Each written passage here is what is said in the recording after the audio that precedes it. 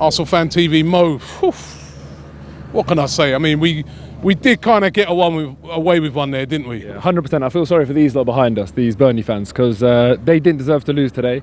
But look, that's what football's all about. You just need to get the 3 points by any means necessary. So that's as far as my sympathy stretches for them. I don't care. I don't care if it was offside. I don't care if it's a handball. I don't care how disappointed they are. I don't care how undeserved the 3 points were. We needed 3 points. We've come to Burnley and we've got them. Someone saying we cheated. If that's what it is, so be it. I don't care. I just wanted to get 3 points today. I just want to go and win a league title, and this helps us on that journey to hopefully go and win a league title. So be it. Yeah, but the thing is that moments like that, you have to learn to treasure them because they don't happen very often. How many times in a season do you celebrate like that? That was mental. That was absolute carnage in there. You know, wherever your seat was, you were about 10 metres away from it. But at the end of your celebration, it was beautiful. So I've got to say, you know, you're spot on there. You know what? For anybody who doesn't go to football games, this is what you come to football for. This is what you travel like 4 or 5 hours to get to a game for. 100%. Those moments. And the thing is, when you spend thousands and thousands of pounds on it and you give up your weekends and you make that commitment to following a team, if you're not going to enjoy moments like this, and you know, last season against Leicester, moments like that, last minute winners are the most fun you'll ever have in a football stadium. It's brilliant. So you've got to enjoy moments like that and treasure them. So yeah, I'm going to go home with a smile on my face. I'm going to go to work tomorrow with a smile on my face. It's all about those sort of moments. And look, we weren't vintage Wenger today, especially in the first half. We were very poor. We were very slow. We were very uninspiring. And you know, I wanted the occasion to be marked today, Wenger's 20th anniversary, with Wenger ball, but it just simply wasn't. We were very poor. Second half, we definitely picked up, we improved, and I did call it. You know, I don't know if you heard me as well. I did call a last-minute winner, but I was seriously doubting myself in 2 minutes. You called a last-minute winner. All I could remember you was moaning. Troops. Moaning. Troops. Let me just. Did he call a last? We got Marcel's cameraman. Did he call a last-minute winner?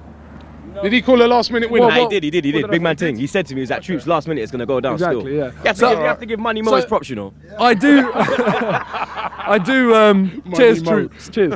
But no, I do always keep the faith, and I know that Arsenal, we do not stop. We'll always keep going. And throughout the 20 years that Arsene Wenger's had, we've got a lot of joy in the last 10 minutes of games. We don't stop, and the pressure does tell.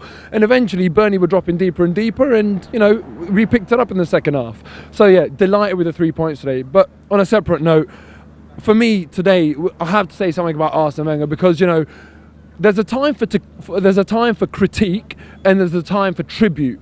And I don't think a 20-year anniversary in an industry as cutthroat as football is a time for critique. This is just a case of let's just acknowledge how great Arsene Wenger is, what he's done for the club, where he's taken the club from and to, and say thank you for that.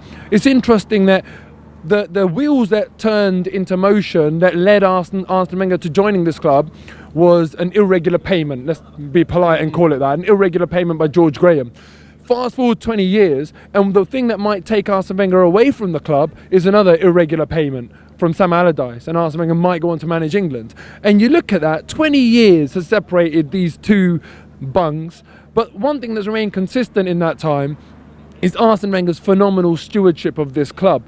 When the Telegraph announced that there's 8 managers that are potentially involved in this, there was not a single Arsenal fan worried, because we know what sort of great man we've got managing our club. There'll be a lot of other fans questioning their managers, but not Arsenal. And I think we all know that deep down. We all know deep down that Arsene Wenger puts Arsenal first. And he has had many, many opportunities to leave Arsenal or to even make decisions that would have furthered his career and his reputation, but he hasn't. And people talk about the 8 million a year. Let me tell you, when you start earning a sum of money, you become accustomed to that.